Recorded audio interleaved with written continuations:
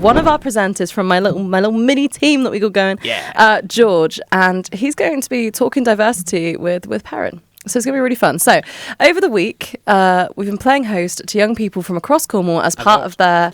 Hey? A lot. 21 of them. Across Cornwall as part of their work experience week. This morning, they're live on location for their own broadcast, putting their digital skills to use. Let's go now and have a chat with George and Perrin. Hello, guys. Hello.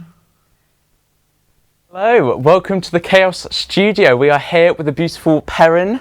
It's going to be absolutely amazing. We've got so much to talk about, so many topics. It's going to be absolutely brilliant. It is. So, Perrin, why are you here? What's this all about? Well, this week I've been working with you guys doing the lovely work experience, and I've been blessed to be a mentor to you all. And I am here today to chat to you about, I think it's some diversity topics and kind of what I get up to and things like that. So I'm Perrin. Also known as Pez. I go by they, them pronouns, and I am non-binary, and I work a lot doing freelance, self-employed stuff. Brilliant, sounds great. So when did you kind of realise that you were like non-binary? Can you just give a brief kind of explanation about that? Because I'm sure a lot of people watching won't know exactly what that means. Yeah, so I am transgender. And underneath that, you get people who are binary transgender, which basically means they identify as a man or a woman. And then if you kind of see it as two sides of a spectrum, you've got man, woman, and then you've got all this space in between, and that is for people who are also transgender, who don't identify as either man or female. Sometimes they might identify as both, sometimes they might identify as neither, sometimes their gender identity might be fluid, but all of it comes under this kind of umbrella of non-binary. So for me personally, I don't identify with any gender, and I know that's quite hard for a lot of people to get their heads around. It can be quite a wacky concept, and it's one of these things, is we had this conversation yesterday, didn't we? But it's one of those things of I can't really put myself in the position of somebody who does identify with their biological gender, just like how they might struggle to put themselves in the position of me, who they might not be able to fathom that. But it's one of those things. So that's kind of like the rough definition of non-binary. That's and great. Yeah. As for when I realised I was non-binary, so for me, I always felt like something was a little bit off. Something was a little bit off when I was growing up. What age was this around? Oh, so when I hit puberty, when I was about 9 years old, I knew that I wasn't 100% happy with my chest. I knew that I wasn't 100% happy with how my body was developing, but I couldn't quite pinpoint it. And then as I got older into my teenage years, I hit about 15, and I came out as a trans man, so I didn't come out as non-binary originally. I came out as a trans man. Suppose you were quite naive at the stage. It wasn't openly talked about as such. And I'd only just found out this information and kind of had access to the internet and things like this, and when was starting to learn. And I thought, well, I'm definitely not a woman. And I knew that something was quite different, and at the time trans man seemed to fit me, and I felt a lot more comfortable dressing kind of more androgynous and in kind of more of a masculine way. And then I had top surgery when I was 17, and that was a double mastectomy, which means basically I had my chest removed. And after that, I was a lot more comfortable in myself. It was a really, really big step in my transition. And about a year after I had that top surgery was when I actually came out as non-binary instead, because I just realised I had a lot more time to think and a lot more, I was 2 years older, I was approaching my 18th birthday, and I went, oh, actually, I don't think I'm truly a man, but I'm definitely not a woman, but I definitely just don't really feel like anything. And the surgery gave me a really good understanding and a much better understanding of myself, because I had one less thing to worry about, and so it was just a lot more freeing for me. Were your family like really supportive about the whole kind of... Yeah, very. Oh, amazing. Really, really supportive. So fortunately, my mother, who's probably watching this, hey mum, what's up? Hey mum. She has always been amazing. I think she was quite shocked at first, because I never really showed any massive signs of being trans when I was growing up.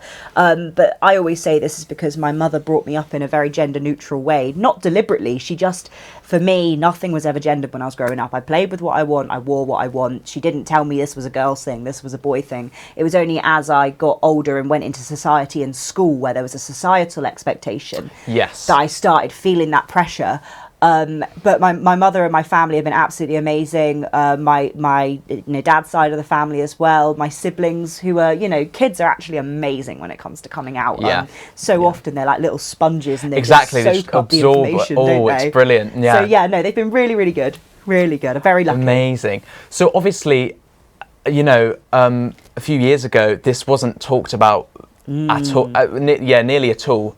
So obviously, have you received any controversial opinions? A lot of backlash. I'm assuming you came out in school and college. Yeah, school and college. So obviously that must have been quite. Yeah, it's interesting. It's one of those things, as I think as years have gone by, it's become trans people are spoken about a lot more. There's a lot more information about LGBTQIA plus people, and it's a lot easier to find that information. But as the years have gone on, people have kind of come to terms with the kind of binary trans people, so people who identify as male or female, whereas non-binary is something that it's a little bit more of a, like I said earlier, a little bit more of a concept, a little bit more difficult. Slightly outside the box. You can do some Googling if you want to, everybody at home, but there is actually a lot of scientific evidence behind it, because I think a lot of people say, that can't be real, that sounds like rubbish. It very much is real. It's about how your brain develops in the womb. It's a very, very real thing, and it's a bit like how when a trans person develops in the womb and their brain develops into something different to their biological sex, the same thing can happen, but sometimes the brain doesn't develop all the way, which is where you get non-binary people. So yes, I have had a bit of backlash in places, particularly online. That's where a lot of my backlash is, because I do a lot of work online. And you get a lot of people saying, well, I just don't understand it, you're confusing people, there's not that many gender identities, blah blah blah blah blah, you guys are doing it for attention, and blah blah blah blah blah blah. You get a lot of that, but it's one of those things of actually the world is coming around to it a lot better. And it is one of those things of actually non-binary people, and like myself, have been written into history for a very long time. Some of the Native American cultures especially, they have had non-binary people within their culture for a very, very long time, and that has been written in. It's just now that within a Western culture, we've started being able to put language to a feeling, which is something that is very, very new. And it's going to take people time to come around to it, and I think a lot of people think that us trans people are demanding that people understand right now, and that you have to know, and that you have to respect us all the time, and you can't ask any questions because that's rude. And actually my response to that is actually, as long as the questions are respectful and they come from a place of just curiosity and well worded, it's just down to respect, I suppose, it's just down to basic respect. There's a way to word things, but actually, as trans people, we don't mind being asked questions. We don't mind people learning, and we are aware that it can be something that's difficult for people to get their heads around, because it's new language, and we're the world's always developing, and we are keeping up with that. It's just this is what we're doing right now, just educating people on what this is all about. Amazing. And it's no stress. It's no stress. It doesn't need to be a stressful thing, and I think so many people do see it as a stressful thing. Absolutely, yeah. 100%. Yeah, so you went to college. Yes. Did you go to university? Well, so I had a bit of a funny education. So I'm a big up to my mum again, who was the one who really encouraged me throughout my life. So I struggled quite a bit with my mental health as I was younger, and I've always struggled quite a lot with my anxiety. So I went to secondary school for 2 years. I did year 7 and year 8. And my mum, I was not coping very well with it. I felt the pressure was too much. My anxiety was really bad. And she said, you don't have to go to school anymore. I said, Mum, I have to go to school. She said, you don't have to go to school anymore. I said, Mum, I have to go to school. Everybody has to go to school. I find that really interesting. Even the student. I felt like I had to. Stereotypically, they do not want to go to school. But now the parents are saying, honestly, if you're feeling this bad, just don't go. It's not worth it. My mum definitely facilitated that. So I ended up doing my GCSEs. I was homeschooled for a year when I was in what would have been year 9. So I was 14 at the time, and I ended up doing my GCSEs when I was 14. And then I went into college when I was 15 because I wanted to do drama and acting. That's a little bit difficult to do homeschooled by yourself. Yeah. Just it doesn't quite work standing in front of when you're doing a bit of improv, you're kind of just it doesn't quite work. No, you kind of need a group. So I went to college when I was 15, so a lot younger than everybody else, and I ended up doing my A-levels when I was 15. At 15, wow, okay. So I did level 3 extended diploma in acting in St Austell College, and then I got into university, so I auditioned when I was 16 and I got in when I was 16, and I actually decided not to go. Oh, okay. Yeah, there was a few different reasons. So first of all, I thought to myself, I'm not going to get the full uni experience. No. So I could have done the 16, course. Yeah. not with everyone else. This is the issue. Drinking culture, just not in with the people. And I wanted to be able to go out and party and things, Yeah. you know. So I was a little bit like, oh, I'm not going to be able to do the full experience. But I would have been able to do the course. But I also felt like I was going to university for the sake of going to university because that's what I felt like everybody had to do. And then I thought to myself, hang on, I've never kept myself in a box before and I've never always done what everybody else has done. So why would I change now? Yeah, why am I feeling like I have absolutely. to do this just because I've always been told that university is the way to go? And I think a lot of people are told this.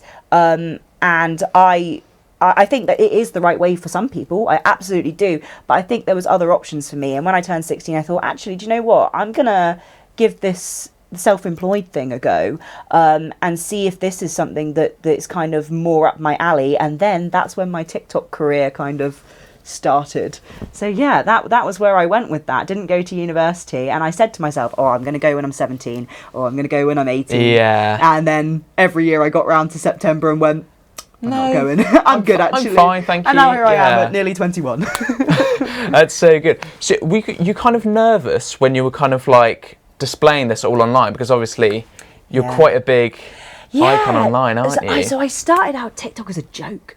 And it was back in late 2019. So this was when just before TikTok changed from Musical.ly to TikTok. Yeah. And this was just before its big boom. It was like just that kind of like lingering storm before the lockdowns Yeah, people were kind of discovering that was a thing. Yeah, and people still saw it as like cringy Musical.ly when it was actually starting to become something very, very different. And this is when I got on it.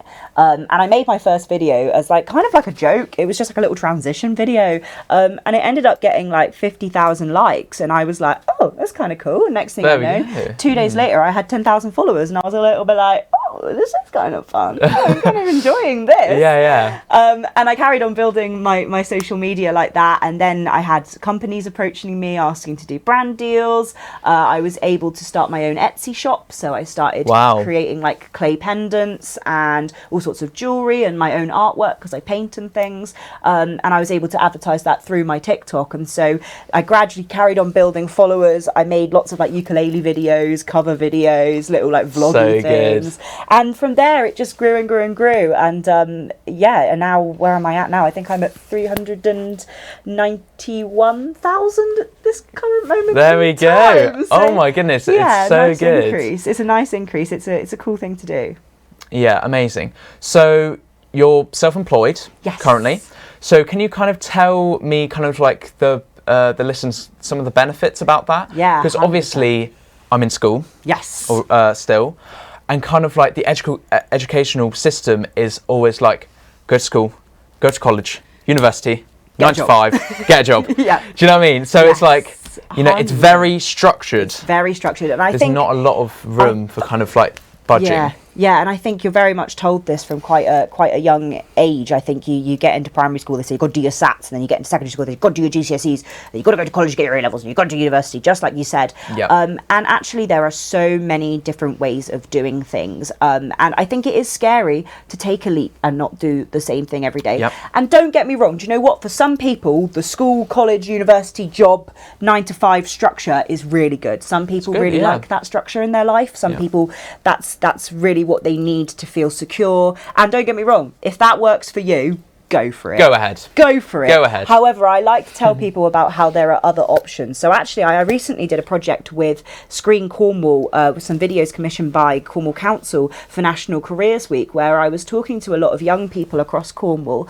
who were between the ages of 18 and 25 who are working in particularly creative careers across Cornwall that haven't necessarily gone through the normal pathway. So there's so many different things you can do. You can go to college, but when you go to college, you don't necessarily have to do A-levels. You could look at doing stuff like BTECs. You could look at doing apprenticeships where you can work as well as get an experience, as well as getting paid at the same time while also getting a qualification. That's a really, really valid way into a job. You can also look at being being self-employed after college if you want to. It's a little scary, and you do need to maybe have a job for a short period of time to get a little bit of money under your belt. But a great thing that you can also have a look into if you are thinking of becoming self-employed at a young age is there are so many grants out there that you can find online where you can get a few £1,000s, £500 here and there, where you apply for the grant as a business startup. And they're really encouraging young people to do these types of things and reach out and look at these opportunities,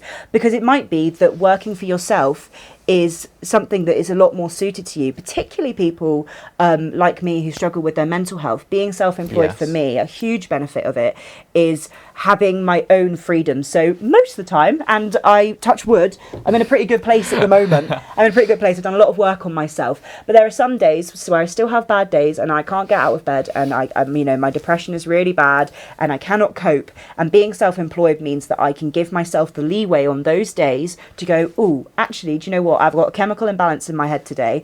I can't do it today, but that's okay because I'm my own boss. Freelance. Yeah, and freelancing, and it's quite freeing to be able to do that, and it also allows me to protect my mental health, because often I would try and fight it. It would be like, you've got to get up, Perrin, you've got to go and do this, you're going to let people down, and that makes your mental health worse. You get into a spiral. It's an ongoing battle. More pressure. Yeah. But when you allow yourself to have a bad day and go, oh, actually I'm having a bad day, I'm just going to have a day off today, then I'm usually able to get myself up the next day and go, okay, we're good now. Yeah. We're over it. We're not trying to fight it. We've done it. We've gotten over it.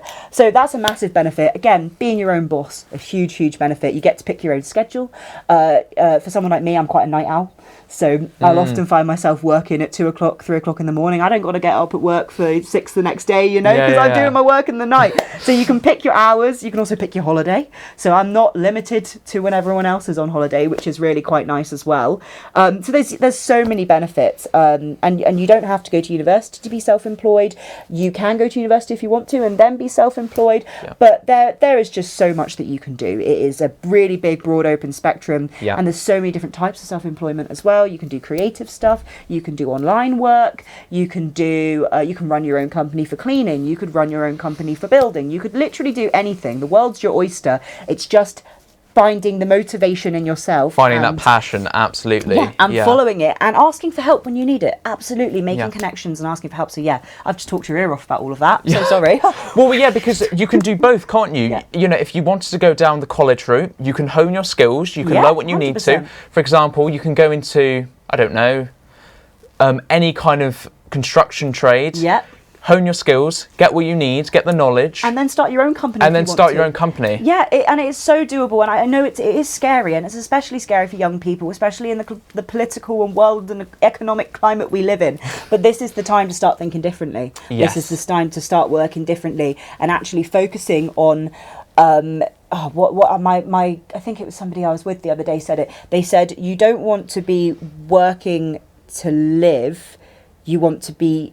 No, the other way. You don't want to be living to work. You want to be working to live, if that makes any sense. Okay. One of the ways around where basically what I'm trying to say is that it should be that you are getting enjoyment out of your life and not because you are having to work all the time. You should be able to enjoy yourself in the moment. Not because you're forced to, because you want to. Yes, because you want to. And I think it's about following that passion and sometimes taking a leap of faith. Yeah. Taking a leap of faith, looking for grants, looking for stuff. And if this is your sign and you've been thinking about it and you've been going, oh, maybe this is what I want to do next. Yeah. This is your sign now watching this. This is your sign. But yeah, that's being self-employed. Amazing. Thank you, Pez. It's been absolutely fantastic. So we're going to have a couple songs now and we're going to come back and we're going to talk a bit more. Yeah. So over to you. Thank you very much, guys. Fantastic so far. I'm loving this. Honestly, it is a great, great interview. I'm enjoying it. Everything's interesting. Everything's good. George is doing amazing. Absolutely. Really natural. Really, really good. Hey. So we're going to carry on with pretty much your life story. Me talking your ear off. It's been great. It has been good fun. You're doing a smashing job of this, George. Oh, thank you. Thank you so much. You're welcome. So I heard you did drama throughout school and college. Yes. So have you done any kind of performing Talk to me about your kind of like performing through your life, like. So I've always been a drama kid, always been a big acting kid. Love that. You know the one who goes to the drama lessons and takes it way too seriously. That was me, always me. I actually got tricked into my very first big role when I was in 5 years old in primary school, and we were doing like an alternative nativity called the Whoops-a-Daisy Angel, which was like about this angel who's she's a bit useless, basically. She gets things a bit wrong. And I remember the teacher was handing out all the roles, and she goes, right, so who wants to be an angel? Like, you. And I put my hand up, I was like, I want to be an angel. She was like, and who wants to be a snowflake? I was like, I want to be a snowflake. And she didn't pick me. Who wants to be Mary? I want to be Mary. Who wants to be Joseph? I want to be Joseph. I wanted to be all of them. And she goes, oh no, there's only one role left. It's got to be the Whoops-a-Daisy Angel. You're going to have to be that. And I was like, oh, wow. What, man? I wanted to be all of them. Not twigging that the whole show was called the Whoops-a-Daisy Angel. Yeah. So I was kind of tricked into my first role in primary school. And I reached out to do the local pantomime when I was 7 years old. Did that for years.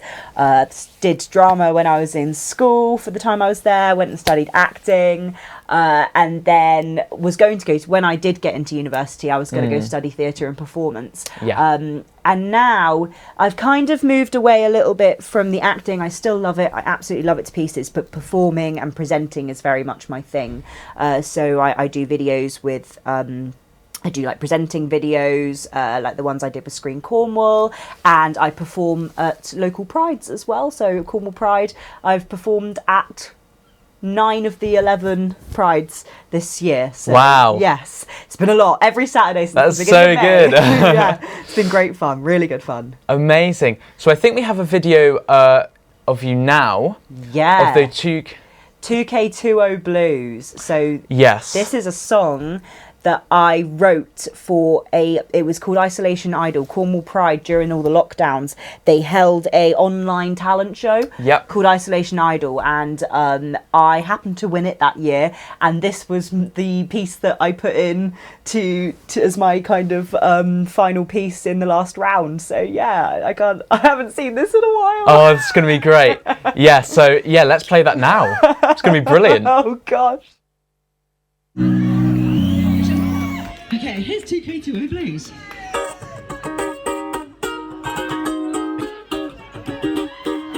Kind of a slow time. I thought this was going to be a normal year, but it wasn't. I call this the 2K20 Blues. Oh, we had no clue. Oh, this rose-tainted view. Yeah, we saw right through 2K20 Blues. Now I lay in my bed, the endless Sunday washed over my head. Melancholy Monday has a new friend, and it's what we all dread. Decade brought us these blues, shifting tides of the who. Shield my face from these changing, unsettling moods. Didn't mean to get you down, but have you seen the moves? Leaders looking like clowns. 2K20 Blues. Now to my kazoo, to help me share my blues and express my views. Solo from my kazoo.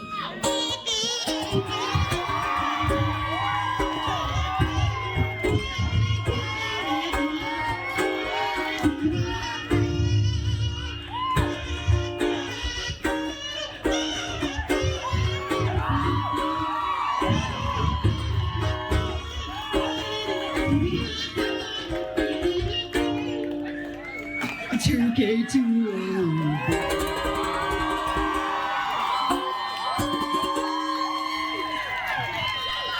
Thank you so much, everyone. That was the last one of my set. You've been amazing. Now I'm like a zoo man.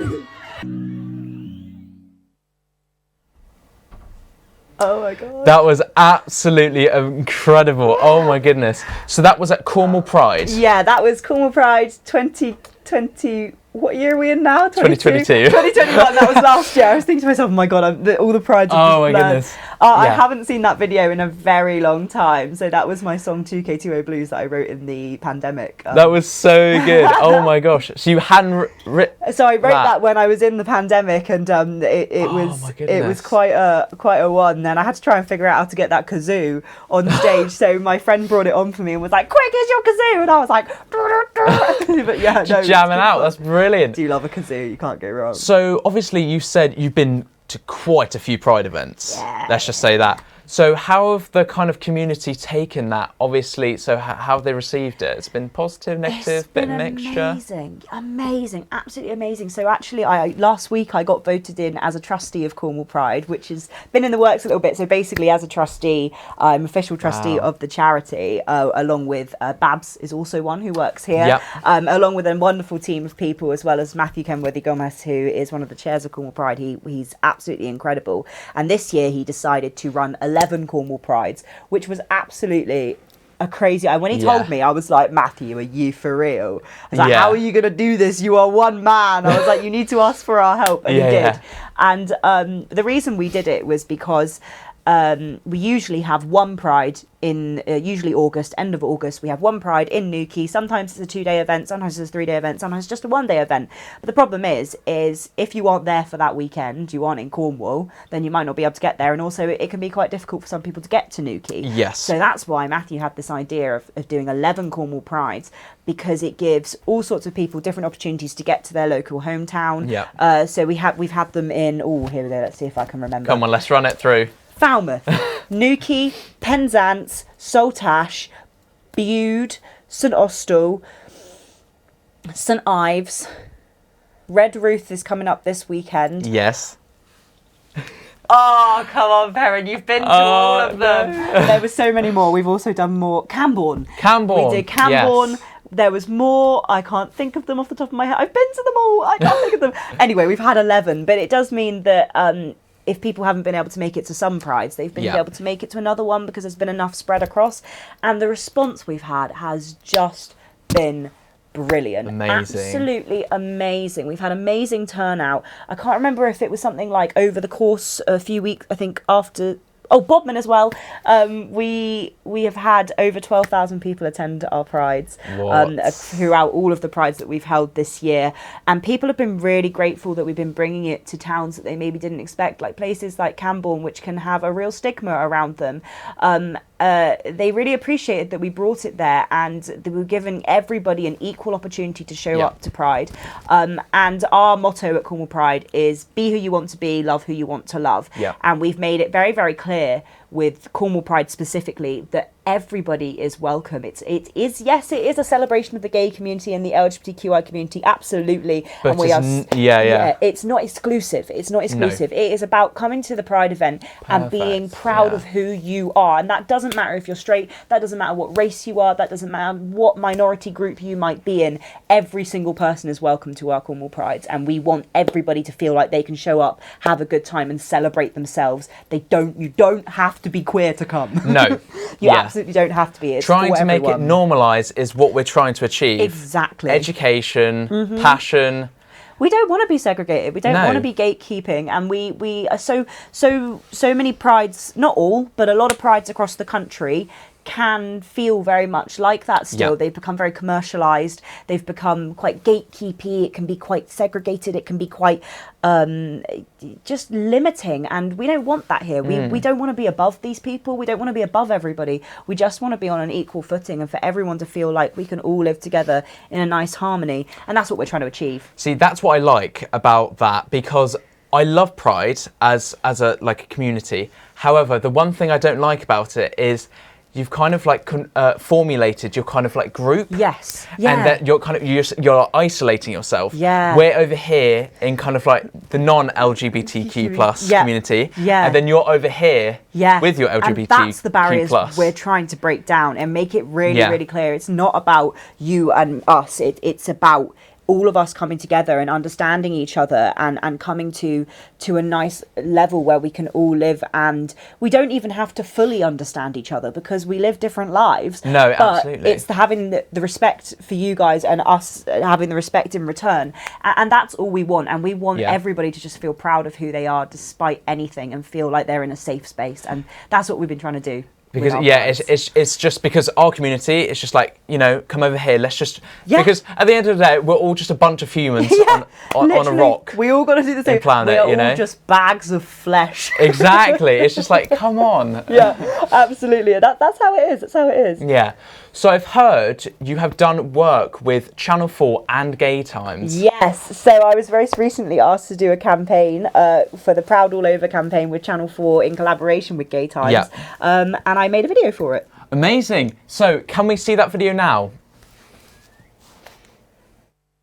Hello, I'm Perrin Hooper, and today I am at St Austell Pride. It is going to be an absolutely fantastic event, and I can't wait to show you some of the stuff that's happening here today. The Cornish weather did not disappoint this weekend, and we had a fantastic turnout for the day. As with every Pride we've held, we've got our giant, world's biggest Progress Pride flag out, and here's our chant, which is truly Cornish. Pride! Pride, pride, pride! After a fantastic parade, I found loads of people to talk to. Give me a little wave, everyone. These are all my lovely friends who have come today. My mum and my grandma are here. Say hello. One word to describe it. Gay. Throughout the day, before I did my own performance, I watched all the other performers, perused some of the stalls, and just had a generally great time. Everyone brought such an energy, and it was just an overall amazing experience. It's going really well today. I'm really enjoying myself. Very, very warm, but very much worth it. I finished off the day with my own performance and just feeling grateful to be Cornish and be here in the wonderful St Austell. And that was St Austell Pride. Thank you so much for watching. That is a vibe. That is a vibe. That is the passion is there. Oh my goodness. It was so much fun to film. So Austell good. Pride was awesome. It was really, really fun. I was really grateful to Channel 4 and Gay Times reaching out to me to do that video. It was a really, really good time, and I had so much fun filming it. Yeah, so much fun. So good. So good. So obviously we're at Chaos. Yes. You're free. You're kind of like, you're self-employed now. Yeah, you're freelancing.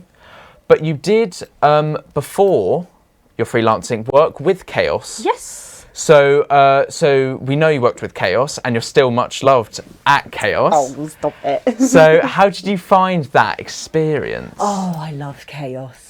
I love It's good, Chaos. isn't it? It So is good. fantastic. When Babs reached out to me this week to come and do some freelance work here, I was like, yeah, I'm down, Babs, 100%. I'm up for it. I loved being here. The only thing is, at the time, my mental health wasn't great, and I couldn't keep letting people down. So that's why I had to leave. But I absolutely love coming to work here. Chaos do some really, really amazing stuff, and I'm not just saying that because I'm sat on this lovely, very comfortable sofa.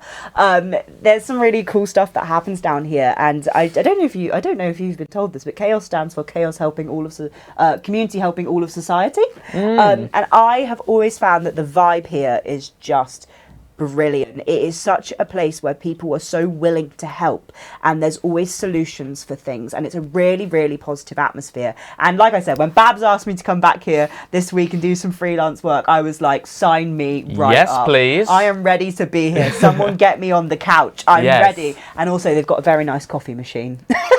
I saw that looks very nice. The mockers are insane. Absolutely insane. So yeah, I love it here. I absolutely love it. Yeah. So very quickly, what are your aspirations for the future? Oh, so it's the golden question, isn't it? The ultimate golden question of the day. So for me, I am going to continue to work with Cornwall Pride. That's a massive part for me, spreading LGBTQ plus education and positivity in general, and continuing to be an open book. I'd also really, really love to start putting together some kind of like, you know, when you're in primary school and you'd have people come in and do assemblies. I want to try and make some really engaging, fun assemblies to take in about LGBTQ positivity and teaching kids about that type of thing, and to continue to do my presenting and all my performing and advocating for different pathways in life, and just having a different view about how you do things, and knowing and continuing to spread the message that you don't have to do everything the way that everybody tells you to do it. There are different ways. You can take a leap of faith,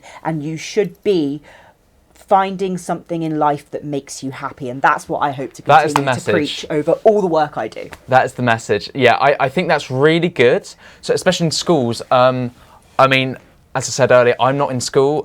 No, I am in school. Sorry, You are in school. I am in school. I am in school. And there's honestly not a lot of education around that. So yeah, I think that'd be really good. Well, that's the way forward, George. That's the way Absolutely. forward. Yes. That's what Thank we you, do. Pez, No, thank for talking you, to me. George. You've It's been smashed so it. insightful. It's so amazing to talk to you. It's been so great. Thank you. Yeah, So and have you. hopefully you guys have found it great too. And yeah, we'll see you back in the studio. Thank you very much, guys. Oh, what a fantastic interview that was. Absolutely enjoyed every moment of that.